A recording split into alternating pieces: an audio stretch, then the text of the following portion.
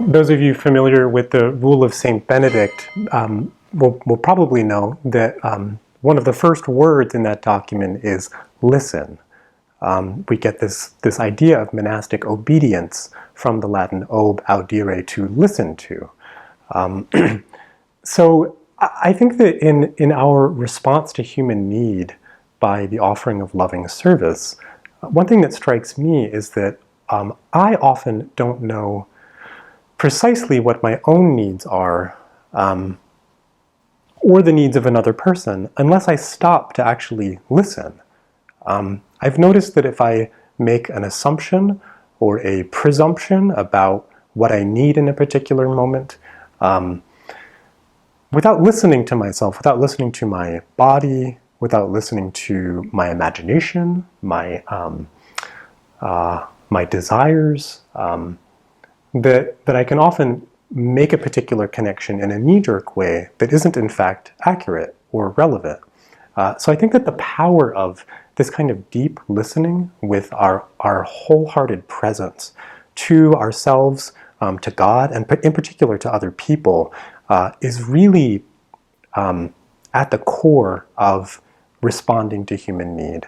I think that amazing things happen when we're listened to. When someone listens to us with their wholehearted presence, we're able to identify needs perhaps that we didn't even know that we had.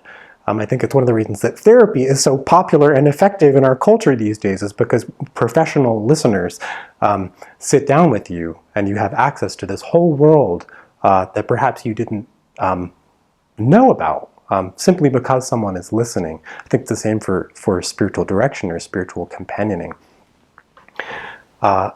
And then if we think about the relationship to that as an act of loving service, responding to human need by loving service, the listening becomes the way in to responding in love, because we've actually heard what the need is, and because we've heard it, we can take a step closer through the grace of God and through Christ's power acting in us to respond in the ways that we're able.